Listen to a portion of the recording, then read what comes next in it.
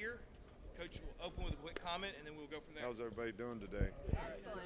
Great. Well, we certainly appreciate your interest in our players, and we appreciate the NFL being interested in our players to have this larger group come to look at the players that we have.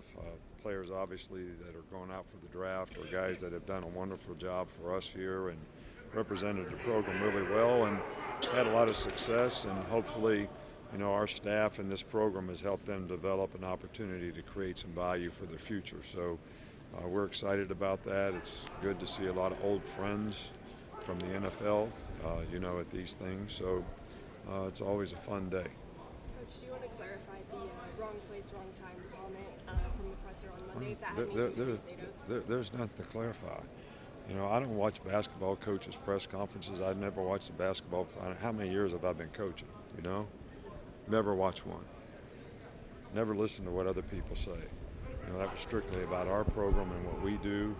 Had nothing to do with anybody else. I don't make any comments about anybody else, and we hope the basketball team does really, really well. Coach, what have the scouts been asking about Bryce Young and his viability at the next level? Bryce is somebody that a lot of people are interested in. Hopefully he'll be the first pick in the draft. Nobody knows that for sure. I don't think anybody disagrees that he's one of the outstanding players in this draft. I guess it's just all about what your needs and what your particular feeling may be about him, but we're certainly hopeful, and we think he's the best player in the draft, and I'm hopeful that he'll have a chance to come out. What's his biggest selling point in your mind for the team?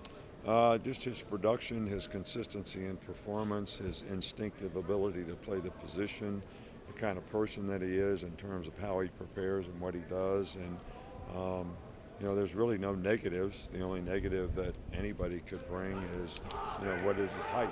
And, Drew Brees was always the biggest nemesis Nick Saban ever had, whether it was at Michigan State when he was at Purdue or in the NFL. So, and he was 5'11" and something. So, anyway, I don't think it's an issue. It wasn't an issue in his college career.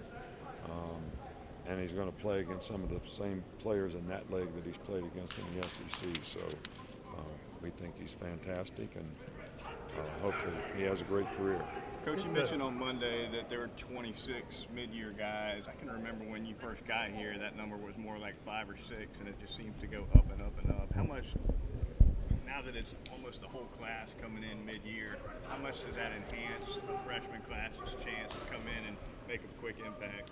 Well, I think the freshman class needs to come in and make a quick impact. I think the more guys you have that are mid-year guys, we don't try to talk guys into being mid-year guys, but if they want to do it, I think there's some advantages from a personal, from an academic transition standpoint, as well as you have more time to develop and learn football and be a little more ready to play in the fall. So, but I also look at it like 1/3 of our team, that's their first practice ever as a college player, which we've never had to deal with that before either.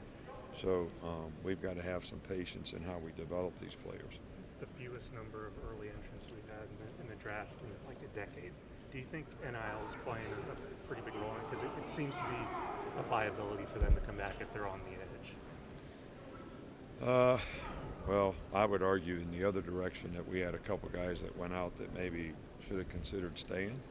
But my philosophy hasn't changed. If you're a first-round draft pick, you should go out.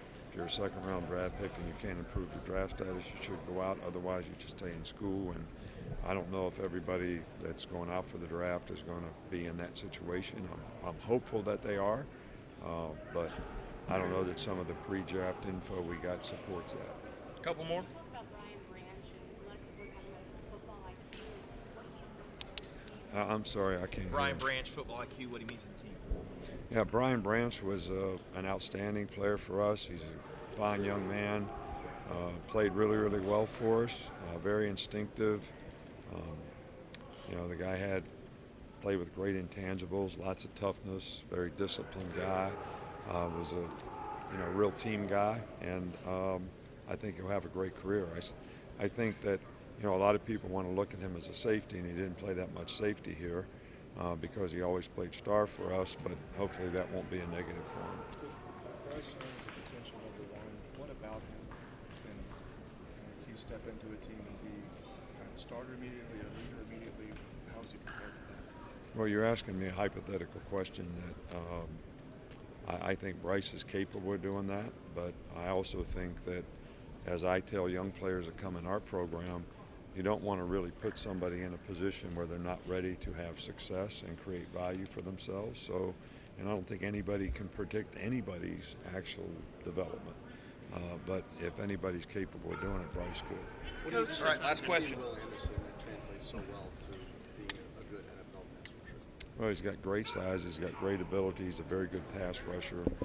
But you're talking about a guy that's a great person, has throwback competitive character in terms of toughness, work ethic, great leadership, doing all the things that you would want any player on your team to do to play winning football and help other people on your team play winning football. So I can't say enough good things about All Will right, thanks. Anderson. Oh, sorry. Thanks, All right, Coach. thank you. Coach, we're right here.